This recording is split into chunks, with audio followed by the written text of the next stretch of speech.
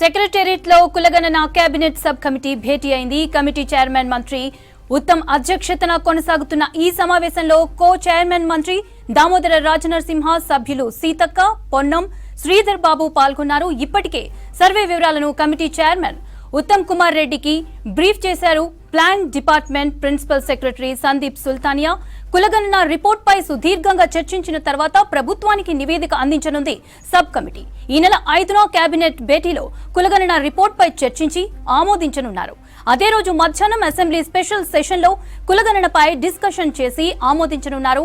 ఆ తర్వాత బీసీ రిజర్వేషన్ల పెంపుపై తీర్మానం చేసి కేంద్రానికి పంపనున్నట్లు తెలుస్తోంది. సెక్రటేరియట్లో కులగణన కేబినెట్ సబ్ కమిటీ భేటీ అయింది. కమిటీ చైర్మన్ మంత్రి ఉత్తమ్ అధ్యక్షతన కొనసాగుతున్న ఈ సమావేశంలో కో చైర్మన్ మంత్రి దామోదర రాజనరసింహ, సభ్యులు సీతక్క, పొన్నం, శ్రీధర్ బాబు పాల్గొన్నారు. ఇప్పటికే సర్వే వివరాలను కమిటీ చైర్మన్ ఉత్తమ్ కుమార్ రెడ్డికి బ్రీఫ్ చేశారు. Planning department principal secretary Sandeep Sultania కులగణన రిపోర్ట్ పై సుదీర్ఘంగా చర్చించిన తర్వాత ప్రభుత్వానికి నివేదిక అందించనుంది సబ్ కమిటీ. ఈ నెల 5న కేబినెట్ భేటీ కులగణన రిపోర్ట్ పై చర్చించి ఆమోదించనున్నారు. అదే రోజు మధ్యాహ్నం అసెంబ్లీ స్పెషల్ సెషన్ లో కులగణనపై డిస్కస్ చేసి ఆమోదించనున్నారు. ఆ తర్వాత బీసీ రిజర్వేషన్ల పెంపుపై తీర్మానం చేసి కేంద్రానికి పంపనున్నట్లు తెలుస్తోంది. రైట్, మరిన్ని డీటెయిల్స్ షరీఫ్ అందిస్తారు. షరీఫ్, సబ్ కమిటీ మీటింగ్ కి సంబంధించిన అప్డేట్స్ ఏంటి? ప్రతిష్టాత్మకంగా తీసుకున్నటువంటి కులగణనకు సంబంధించినటువంటి సర్వే వ్యవహారంలో ఆచితూచి అడుగులు వేస్తుందని చెప్పాలి. దీనిపైన ఇప్పటికే సబ్ కమిటీని ఏర్పాటు చేశారు. ఇరిగేషన్ మినిస్టర్ ఉత్తమ్ కుమార్ రెడ్డి ఆధ్వర్యంలో ఆయన కమిటీ చైర్మన్గా ఉన్నారు. ఆయన అధ్యక్షతన సెక్రటరేట్లో ఆయన ఛాంబర్లోనే ఈ సబ్ కమిటీ ముందు ప్లానింగ్ డిపార్ట్మెంట్కి సంబంధించినటువంటి ప్రిన్సిపల్ సెక్రటరీ సందీప్ సుల్తానియా డీటెయిల్స్ని ఇప్పటికే బ్రీఫ్ చేయడం జరిగింది.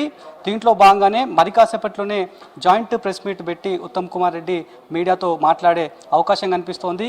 కులగణనకు సంబంధించినటువంటి అంశంలో ఏ అంశాలు తమ దృష్టికి వచ్చాయి, న్యాయపరంగా చిక్కులు ఎదురు కాకుండా ఏ జాగ్రత్తలు ప్లానింగ్ డిపార్ట్మెంట్ తీసుకుంది అనేటువంటి అంశాలపైన పూర్తి స్థాయిలో బ్రీఫ్ చేసే ఛాన్సెస్ అయితే కనిపిస్తున్నాయి.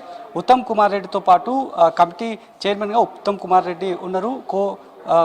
కో చైర్మన్గా మంత్రి దామోదర రాజనరసింహ ఉన్నారు. సభ్యులుగా పొన్నం, మంత్రి సీతక్క, అదేవిధంగా మల్లు రవి వీళ్ళందరూ కూడా ఉన్నారు. కాబట్టి వాళ్ళ అధ్యక్షతనే కొద్దిసేపటి క్రితమే సచివాలయంలో ఈ సమావేశం కంటిన్యూగా కొనసాగుతున్నటువంటి పరిస్థితి కనిపిస్తోంది. దీనిపైన ఇప్పటికే విజన్గా మేము ఉన్నామనేటువంటి విషయాన్ని ప్రభుత్వం చెప్తూ వస్తుంది. ఎట్లనైతే కామారెడ్డి బీసీ డిక్లరేషన్లో మాట ఇచ్చిన ప్రకారమే చేసి తీరుతున్నాం అనేటువంటి అంశాన్ని ఇప్పటికే ఏ క్యాబినెట్ మంత్రిని తట్టి చూసినా అదే మాట చెప్తున్నారు. కాంగ్రెస్ పార్టీలో ఉన్నటువంటి ఏ ముఖ్య నాయకుడిని అడిగినా కూడా అదే మాట చెప్తున్నటువంటి పరిస్థితి. ఇక పూర్తి స్థాయిలో అంటే ఫలాల వారిగా ఎవరికి అందాల్సినటువంటి ఆ బెనిఫిట్స్ అన్ని కూడా వాళ్ళకి అందాలి. ఇదే తమ అగ్రనేత రాహుల్ గాంధీ విజన్ అనేది కూడా వాళ్ళు చెప్తున్నారు.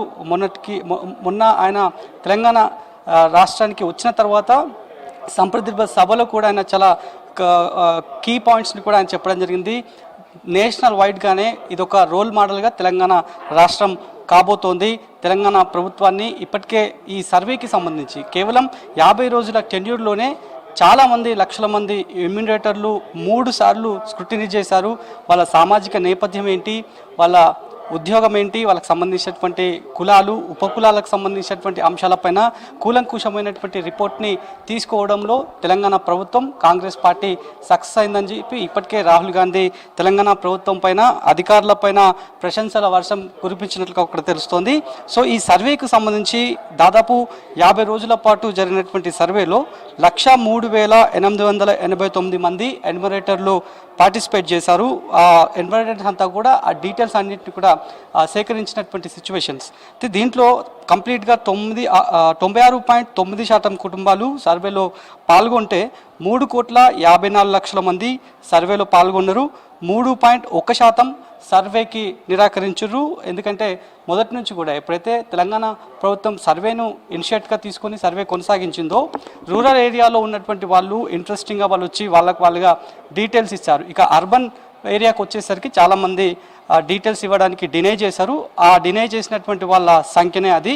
సో ఎక్కువ శాతం మేజర్ ప్రజలంతా కూడా సర్వేలో పూర్తి స్థాయిలో డీటెయిల్స్ ఇచ్చినటువంటి పరిస్థితి. ఇక ఆమోదంకి సంబంధించినటువంటి అంశంలో కూడా జాగ్రత్తలు తీసుకుంటున్నామనేటువంటి విషయాన్ని ఇప్పటికే అటు ప్లానింగ్ డిపార్ట్మెంట్కి సంబంధించి కావచ్చు, అదేవిధంగా కులగణనకు సంబంధించినటువంటి సబ్ కమిటీకి సంబంధించిన అంశంలో కూడా జాగ్రత్తలు తీసుకుంటున్నామనేటువంటి విషయాన్ని చెప్తున్నారు.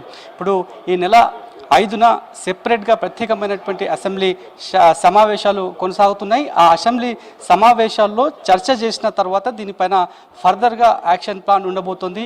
అమలు దిశగా అడుగులు వేయబోతున్నామనేటువంటి విషయాన్ని ప్రభుత్వం చెప్తోంది. మంత్రులు కూడా అదే మాట చెప్తున్నటువంటి పరిస్థితి. సో ఇవాళ అదేవిధంగా రేపు కూడా వీటికి సంబంధించినటువంటి సబ్ కమిటీ వీటిపైన కసరత్తు చేసే అవకాశం కనిపిస్తోంది. ఇప్పటికే న్యాయపరంగా కూడా కొన్ని ఆర్డర్స్ వీటిపైన ఇంప్లిమెంట్ అయి ఉన్నాయి కాబట్టి న్యాయపరంగా ఏ చిక్కులు రాకుండా విపక్ష పార్టీలు ఏవైనా లేవనెత్తే అంశాలకు వాళ్లకు తావు లేకుండా క్లీన్ అండ్ క్రిస్టల్గా ఈ యొక్క రిపోర్ట్ అనేది సిద్ధం కావాలనేది అధికారులపై ఉన్నటువంటి టార్గెట్.